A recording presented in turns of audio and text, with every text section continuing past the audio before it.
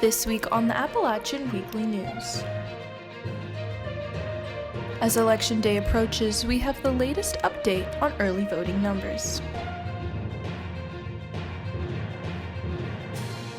A new business on King Street decided they won't let the pandemic get in their way. And Governor Roy Cooper encourages App State students to get out and vote. All of this and more on this week's episode of the Appalachian Weekly News.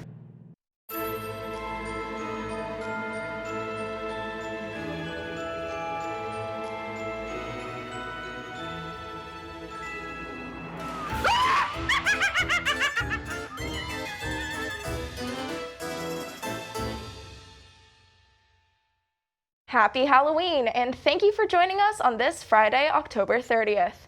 Live from the Beasley Media Complex in Boone, this is the Appalachian Weekly News. I'm Grace Smith. And I'm Zanar Marie Lopez.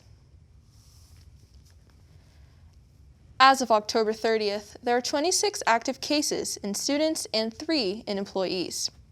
There are now over 11,000 cases overall, with more than 1,000 student cases, 48 cases in employees, and 41 in subcontractors.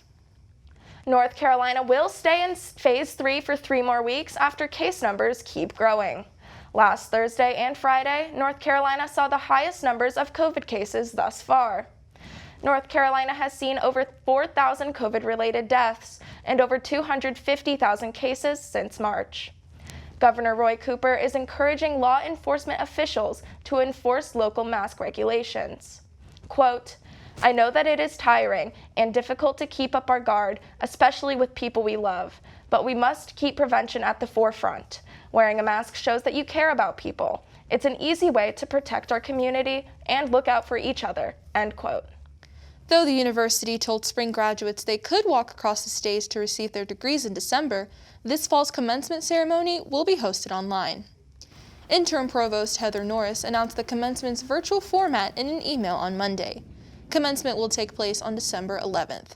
The Registrar's Office will announce more details in the future, according to the commencement website. With the closing of 3 on-campus dining locations, at least 60 students are out of jobs. McAllister's Deli in the Student Union, the Wired Scholar, and the River Street Cafe were closed on October 6th. Part-time student employees were laid off, but full-time employees were relocated to other campus dining establishments, Pam Klein, the director of campus dining, said. There are 88 students currently employed by campus dining. Students who were laid off said their managers cited lack of funds for the cause. Despite the closures, the food trucks on campus remain open, but some believe that the food trucks has something to do with campus dining locations being closed. Campus dining has not commented on this idea. To avoid laying students off, campus dining cut students' hours and moved them to other locations, as well as trying to in-state work-study programs. However, most students did not qualify for work-study. Emily Browning is a former employee who worked for campus dining. Browning says students were not given any notice they were being laid off. Because they closed multiple dining options on campus and the full-time employees needed a place of work. It was definitely hard because we were not given any notice that we were getting laid off, and then, I don't know, I just don't really have much money now, and it's hard to find a new job because of COVID. Chicago-style pizza has found a new home in Boone. Clayton and Wayne Miller opened Boonie's Chicago-style pizza on October 2nd. This locally owned restaurant was started after Clayton Miller, or Boonie, decided it was time to share his love of pizza with the Watauga County community. Boonie's Pizza is located on 610 Blowing Rock Road, and they are open Monday through Sunday for pickup or delivery. So far, students are loving Boonie's Pizza. I think that they use really fresh ingredients, like I can taste it in the pizza, and the crust is delicious. You know, you can tell that they really care about every pizza pie they make. We now go to our political correspondent Grace Powers to hear about President Trump's newest Supreme Court Justice nominee and more election season coverage. Election week is next week, Grace. What can we expect? Well, Grace, Election Day is right around the corner, and it's shaping up to be a historic night. Judge Amy Coney Barrett is now the 115th Associate Justice and the 5th woman to be seated on the U.S. Supreme Court. The Senate voted 52 to 48 with all but one Republican senator's support. Justice Barrett is the first Supreme Court justice in 151 years to be nominated without a single vote from the minority party. On Tuesday morning, she was sworn in by Chief Justice John Roberts in the East Conference Room of the court and officially began her term as a Supreme Court justice. During her confirmation hearings, Justice Barrett shared her philosophy as a justice of the highest court in the land, saying, quote, "Courts have a vital responsibility to the rule of law, which is critical to a free society, but courts are not designed to solve every problem or right every wrong in our public life," unquote. Campaign season is coming down to the final few days across the high country. Tim Moore, the Republican Speaker of the North Carolina House of Representatives, visited Boone on Tuesday to campaign for State House candidate Ray Pickett. Moore is the leader of the Republican-majority North Carolina House of Representatives and represents North Carolina's 111th district. Moore showed his support by campaigning with Pickett himself outside of the Watauga County Administration Building, one of 6 early voting sites in the county. Following his campaigning on Pickett's behalf, Moore spoke at the Watauga County Republican Party meeting.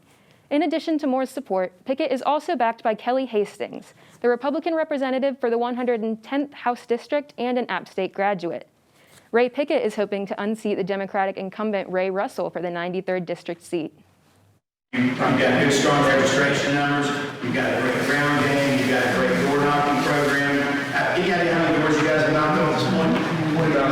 20,000 doors. That's incredible. You're making phone calls. You're doing everything that you're supposed to do. You're doing an amazing job. App State College Democrats shared a video to their Twitter page with a message from Governor Roy Cooper encouraging App State students to vote. Governor Cooper encouraged students to vote the entire ticket and asked that students vote to re-elect Ray Russell as a state House representative, as well as vote for Gene Supin for the state Senate, saying, quote, "I need the help," unquote. According to Vote Tracker, close to 5,000 people between the ages of 18 and 24 have already voted in Watauga County, proving a strong youth voter turnout. The stakes in this election are way too high to sit it out, and voting early is a fast and easy way to make your voices heard. I know Appalachian State will continue the proud tradition of youth participation in 2020. Let's go get them, guys. This election day, there are 20 voting sites across Watauga County, which will be open starting at 6:30 a.m. and the polls close at 7:30 in the evening. If you haven't registered to vote, you can at an early voting site. On Election Day, you will not be able to register at your voting site. You have to be registered to vote in Watauga County to vote on Election Day. North Carolinians are coming out to the polls in record numbers with over 3 million ballots already casted. Nearly 50% of registered voters in North Carolina have already voted, while here in Watauga County, close to 45% of registered voters in the county have voted so far. At this rate, we have already outpaced the turnout of the 2016 general election, as well as the 2018 primary election. Of the 3.4 million ballots already casted, 76.5% came from early voting sites, while the remaining 23.5% of votes cast were absentee ballots. There are 6 early voting sites in Watauga County, and early voting ends tomorrow, October 31st, so make your voting plan if you haven't already.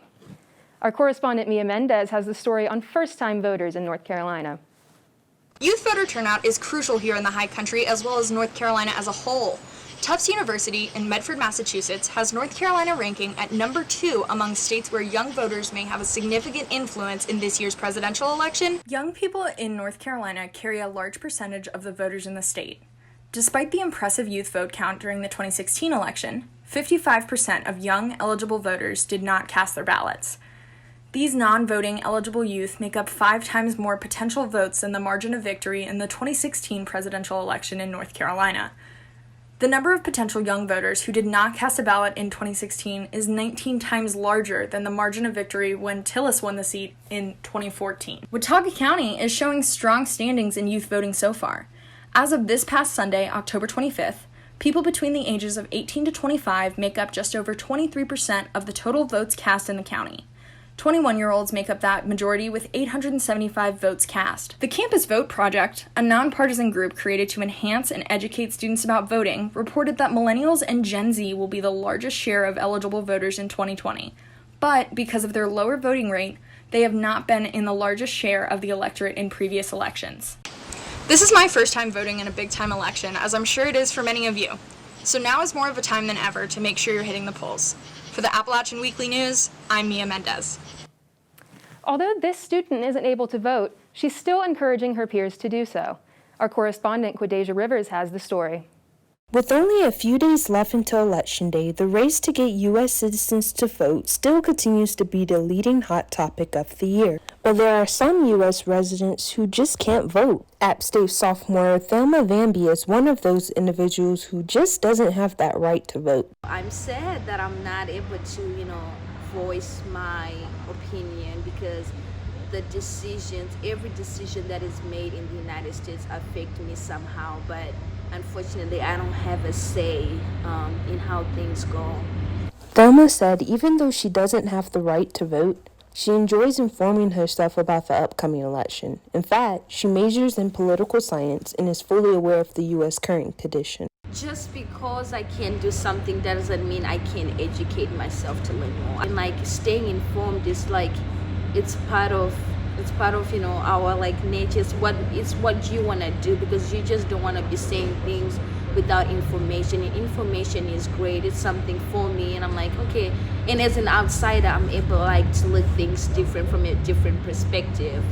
By voting alone, citizens can actively participate in the democratic process. It's always important. It's always been important for people to vote because I think if you want something to be done, you gotta be able to be willing to be part of the process. And that process is you have to exercise your right to vote if you can. If you are able to vote, why shouldn't you? Why would you sit there and act like everything is okay? It's your life. It's something. Politics affects everybody. If you don't like the way things are right now, take yourself to the poll. November 3rd, go and cast your vote. From Appalachian Weekly News, this is Quadeja Rivers. Stacey Eggers IV, a Boone native and an Appalachian State alumni, has been appointed to the North Carolina State Board of Elections. You may know Eggers as an attorney and the manager partner of Eggers, Eggers, Eggers & Eggers law firm on King Street. As he moves on to serve North Carolinians at the state level, Eggers remains grounded in his Appalachian roots, saying, quote, "It's really formed me as who I am, growing up in Boone and growing up with Appalachian. Chancellor Peacock used to talk about the Appalachian family, and that really resonated with me," end quote. Known by his peers as Four, he has also had the experience of serving on the Watauga County Board of Elections for 8 years. As he continues to serve on the state board, Eggers wants to make sure that voters have trust in the election process. Well, my number one goal in being on the State Board of Elections is I want all North Carolinians, all Watauga Countyans, all of the citizenry to know that we have an election process that we can rely upon, that it is dependable, that's trustworthy, and that those who have voted and who are entitled to vote, that their vote counts and their vote matters. As a new member of the State Board of Elections, Eggers says that he feels confident in this year's election process and commends North Carolinians for their record numbers of voter turnout. Tune into our election night coverage to hear more from Four. Zanira Grace, back to you. Thanks, Grace. Remember to tune in on Election Day for even more political coverage in the high country. That's right, Zanira. We will be broadcasting live on election night, giving you all the latest updates on races around the county, state, and nation. And if you can't tune into App TV, don't worry. We're partnering with WASU, so you can join us even if you're on the go. Let's hear now from Ayanna Willoughby, our weather correspondent, to see what's in the skies for this Halloween weekend. Ayanna, please tell me it will not be raining on Halloween. Well, bad news. It will be raining on Halloween. Yesterday, we had a pretty heavy rainfall as a result of Storm Zeta, the tropical storm that reached the Boone area Wednesday night. Hurricane Zeta will continue to impact weather around the high country for most of the work week. We haven't had any of that Boone sunshine that we love so much, and bad news, the clouds are here to stay for the rest of the weekend. Today's winds have been pretty strong, reaching up to 13 miles per hour. The high for today is 50, but that's going to drop into the lower 30s by tonight. Saturday, we won't be seeing any rain, but it will be cloudy. The high will be 53 degrees with a low of 35 degrees at night. Humidity levels will be moderate, so consider wearing a light jacket so you don't feel stuffy. Sunday is the first day of November. You should expect to see partly cloudy skies with 69% humidity levels. The high will be 57 and the low will be 39 degrees. Winds will be light and bearable. If you plan on enjoying sunshine this week in the high country, I would suggest getting out before the sun sets this evening at 6:30 because it will be a gloomy one.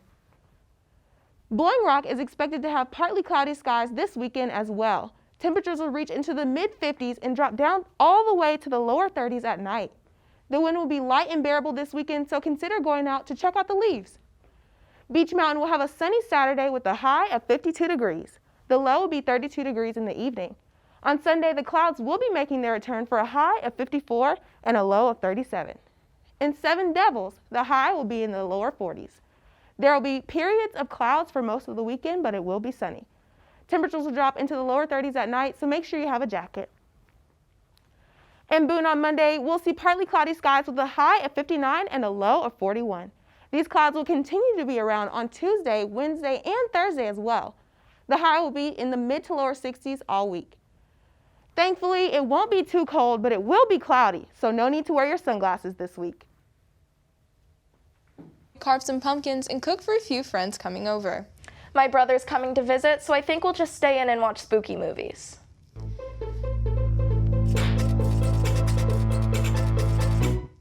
Tomorrow is Halloween. That's right, Zenaira. I'm so glad we could take some time today to celebrate. I see you're wearing a Halloween costume. Are you a hippie? Yes, I am, and you look great as a clown. Thanks. One of my favorite Halloween traditions is dressing up because it gives me an excuse to go out and eat a lot of sweet treats. Well, lucky for you, Grace, we'll be making some of our own today. We'll be making some fun and spooky witch hat cookies. And they just look delicious. It looks like what we are going to need are some Oreos, frosting, and Hershey cookies. What I like about this is that it's so easy to make. Have your Oreo placed normally and add just enough orange frosting to act as a kind of glue between the kisses and what we're going to use for the kisses that we're going to use as a hat. So once you have enough frosting, I'm going to unwrap the kisses and then just place them right on top of the frosting. And then once you have them on there, it'll look like a hat, like a witch hat. Oh, that's just adorable. We made some extra ones earlier for our friends in Studio B so that they could try one, and look at that. It looks like they're really enjoying them.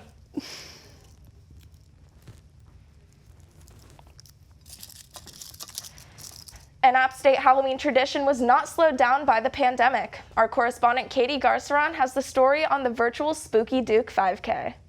The High Country's annual Spooky Duke was moved online this year because of the pandemic. Parent to Parent puts on the annual Spooky Duke as a fundraiser every year. The Spooky Duke is a 5K, 10K, costume contest, and silent auction all in one. Karen Hayes is the director of Parent to Parent. She spoke with me about what the fundraiser is all about. You can participate from anywhere. So it's broadened the people we can bring in. We have somebody who's participating from Hawaii. And this year it's like, you can do whatever you want. Just come join us, have some fun, get some exercise, and, and you just do that however you want. And the community loves the Spooky Duke. People can sign up online and participate by paying a set price of $30. Morgan Sierra Plumley is a social media intern for Parent to Parent. She says a lot of the event has been taking place over social media this year. We have it to where they can send in the photos, and then we, as the admins, can then post both on our website, on our Facebook, in an email, which we've been thinking about, just all different places. So yeah, there's the primary photo outlet, I would say, as of now that I know, would be the Facebook and the website. As the fundraiser is a crucial part to the survival of their foundation and helping parents get the help they need. But it'd be pretty minimal support without the help of these events. And, so we're really count on it. It makes a huge difference. Without that continual support, we can't provide services. The event's going on until October 31st, so if you're feeling extra spooky this year, Mountaineer, you might want to check it out. For the Appalachian Weekly News, I'm Katie Garceron. Halloween might look different this year, but a lot of people are still dressing up. Our correspondent Shannon Pendleton tells us more about the do's and don'ts for Halloween costumes this year. Halloween is right around the corner. And costumes are one of the most common traditions that happen each year. This tradition causes a common question to arise: to wear or to not wear? According to Statistica.com, the top 10 Halloween costumes in 2019 were a witch, a vampire, a superhero, a pirate, a zombie, a ghost, Avenger characters, a princess, a cat, and Spider-Man. Jay Harris here, who is a part of the Native American Student Association, says that there are just certain costumes that just shouldn't be worn because they are offensive. Costumes that inherently are making fun of or misinterpreting other people's cultures that you don't understand. So like, say you made a geisha costume because you think it's funny, or say you're wearing a, like, say, sexy Native American costume because that's kind of weird and doesn't make any sense. So there are real Native American women going missing or getting murdered every day. It's about the ways you can approach and talk to someone who is wearing a culture inappropriate costume. If they're my friend, I would say, I seriously need you to change. If they're a stranger, I'm going to say, hey, that's not cool. And if it's somebody on the internet, I'm going to go, maybe you should do your research. Another way to stay safe during this Halloween season is to wear a mask. According to the Center for Disease Control, staying away from other trick-or-treaters, incorporating a mask into your costume, and washing your hands are ways you can follow social distancing guidelines. However you celebrate Halloween this year, make sure it's safe and fun for everyone. For the Appalachian Weekly News, I'm Shannon Pendleton. Now we go to Jason James for sports. Happy Halloween, Jason. What can we expect for the upcoming Louisiana Monroe game? Thanks, Grayson Zanira. Yeah, a lot of fireworks, hopefully, in the football game. Speaking of Halloween, I personally think we will murder Louisiana Monroe on the field this weekend. The football team defeated Arkansas State last Thursday night here in Boone for homecoming. This was the football team's first game in nearly a month. Many people were hesitant that the football team would look a little rusty, but that was not the case at all, as the Mountaineers defeated Arkansas State 45-17. In this game, the Mountaineers jumped out ahead early and never looked back. The football team now prepares to make the trip to Louisiana to take on Louisiana Monroe. App State opens as a 96% favorite to win. The Mountaineers sit at 3-1 overall, while Louisiana Monroe has yet to crack the win column. The dance team has been working hard this season to provide entertainment for players and fans during the game. Our correspondent Abigail Watkins has more on the dance team's unique approach to the routines this season. Game days just aren't the same as they used to be due to COVID-19. While we can't see the dance team performing in Kidd Brewer Stadium, with the help of modern technology, we can see their smiling faces and their dance moves at every game day. Let's go, guys! While the dance team cannot be together on game days, that does not stop them from showing The Rock some awesome dance moves via the video board. Senior dance team member Emma Hartman talks about how important it is for the team to be a part of the game day Zoom. Like, we're more willing to get on Zoom and stuff because it shows athletics and it shows like the football team, like we really do care. While the dance team hasn't hit the field in a while, that has not stopped them from engaging with App State fans through their many social media pages. While many of their videos have been filmed independently, then edited together, the team has been able to safely get together outdoors to film a group video. I think it's really important to just stay involved through social media and try to like post stuff as often as we can, just to like show that we're still supporting the school and that we still care and that we want to be there on game day and all that stuff. So I think it's important just to keep up posts and just, yeah. There has been no official word on when the dance team will be able to perform in Kidd Brewer Stadium again, but the dancers hope to dance at The Rock at least one time before the season is over. But until then, make sure to catch them on the video board sharing their school spirit every home game day. We hope to see the dance team performing in The Rock again very soon. For the Appalachian Weekly News, I'm Abigail Watkins. The volleyball team hosted Georgia State earlier this week. In the series, the Mountaineers took the first game of the series but fell in the other two. This win notched head coach Matt Genipro's 200th career win. Congratulations, Coach. We here at Appalachian State are proud of you for this accomplishment and can't wait for your 300th. The volleyball team now will host Coastal Carolina for a 2-match series this weekend. Best of luck, ladies. App State women's basketball team welcomed a promising freshman class to Boone this year. Our correspondent Connor Davidson has the story. App State women's basketball finally returned to practice the other day, but there were a few new faces on the team.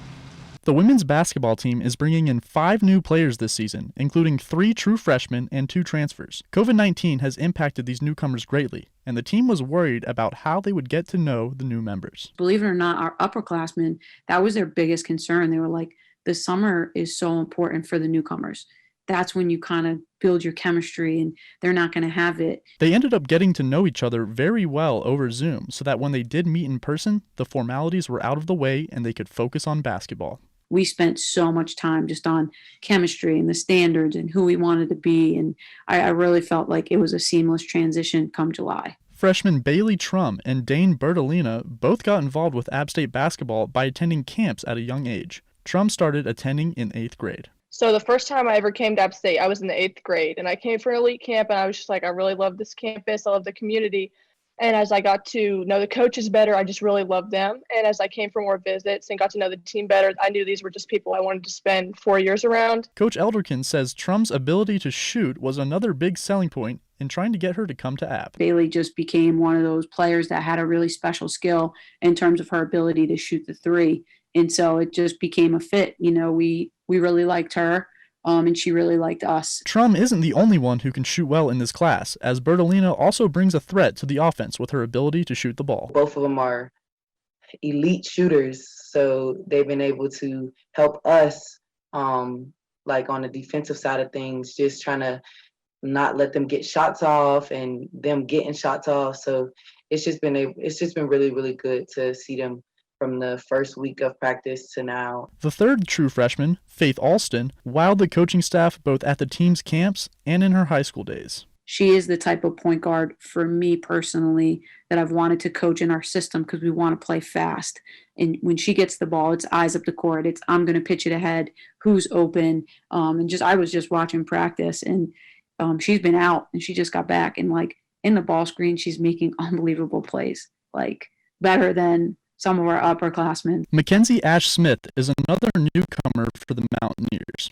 Her role will mostly be filling the rebounding void that was left by Bailey Plummer, who graduated last season. Finally, Zara Daniel is a transfer from Miami who came to App after her junior college was shut down due to COVID-19. She brings great playmaking abilities with her. Z's a player now for us that can really create her own shot and get in the paint, and so that's going to be really special. Even though they are only freshmen, these new recruits have their sights set high for both the season and their careers. I think that our small goal should just be to get 1% better every practice, and then ultimately winning the Sun Belt is my goal and my goal for our team. And then for me and Dane as freshmen, I think that our goal is to win the Sun Belt 4 years in a row.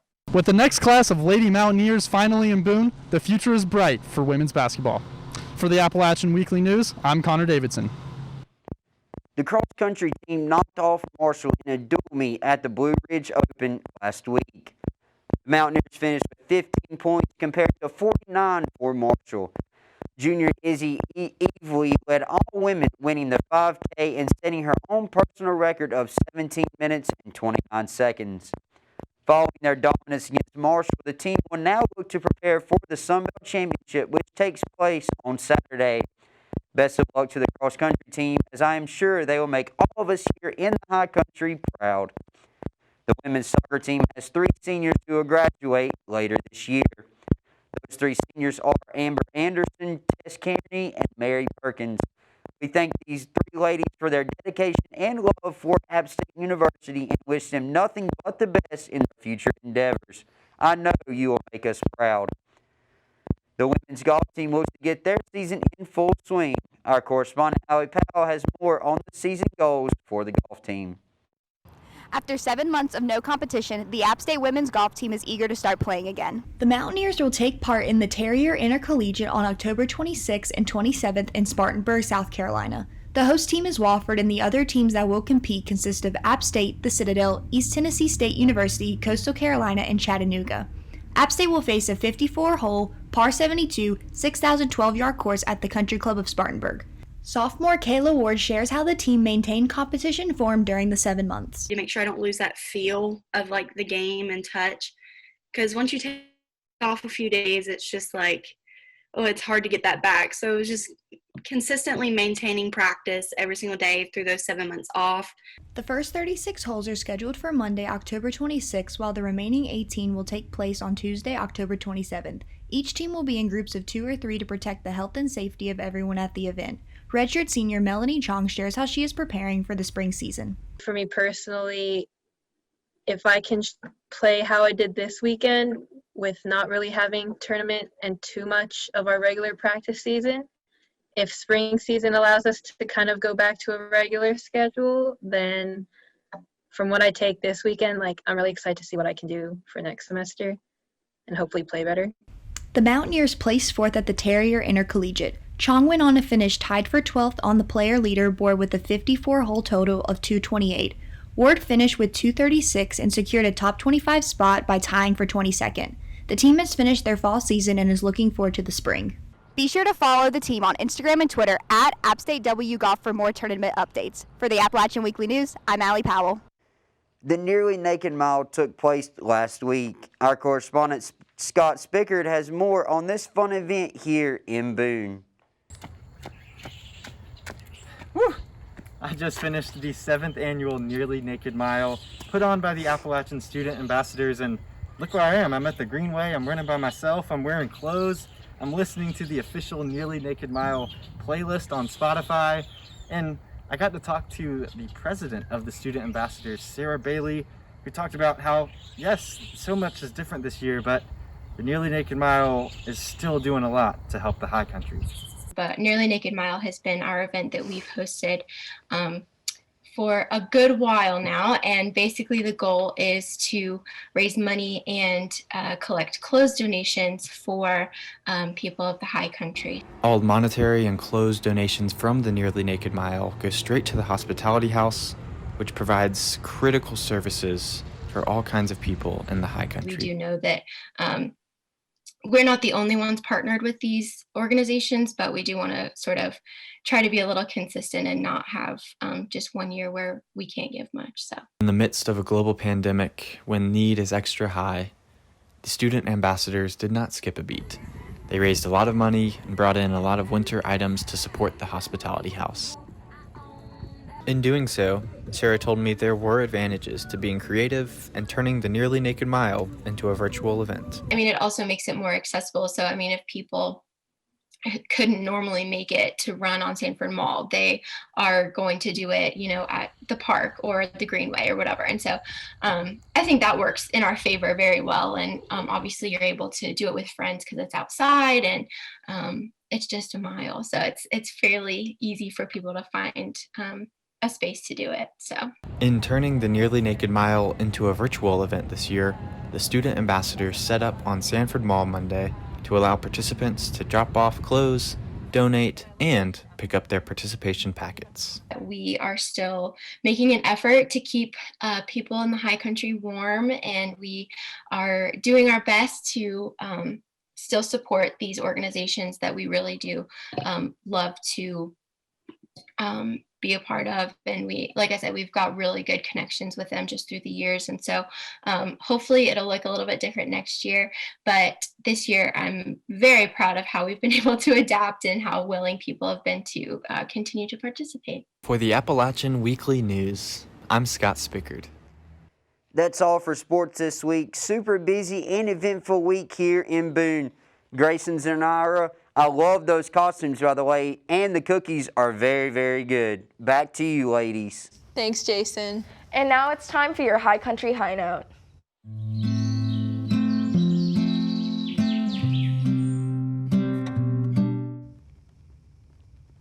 The pandemic hit a lot of our businesses hard. Our correspondent, Garrett Davenport, has the story on how Blue Deer Cookies managed to survive.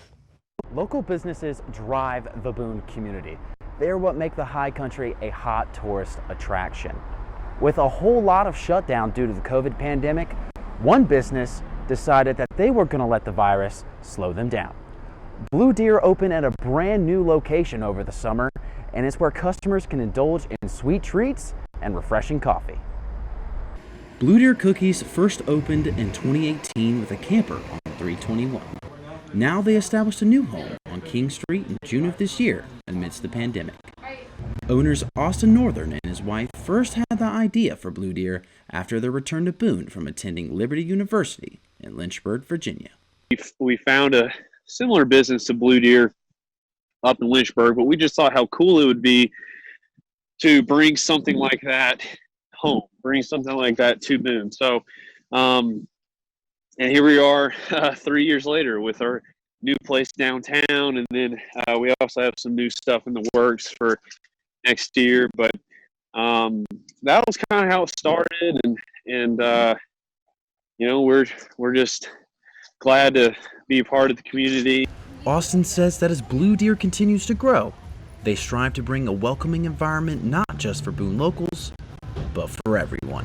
So the idea was to build a place that anyone who comes can get their own experience and their own, you know, their own happiness from it. And now with COVID, you know, we really wanted just to be open and serving. You know, we're taking our protocols like we should, but you know, the idea is that, you know, if your life doesn't feel normal or like it, you know, like you want it to, you can still come to Blue Deer. You can come with your friends, you can come with your family and have a great experience. Blue Deer serves homemade cookies and Homeland Creamery ice cream, with the addition of a full coffee bar of Hatchet Coffee and many other sweets provided by Stick Boy Bread Company. Even I had to satisfy my sweet tooth with a tasty chocolate chip cookie sundae. Blue Deer even has a wonderful rooftop lounge where you can get a beautiful view of App State's campus. For App Weekly News, I'm Garrett Davenport.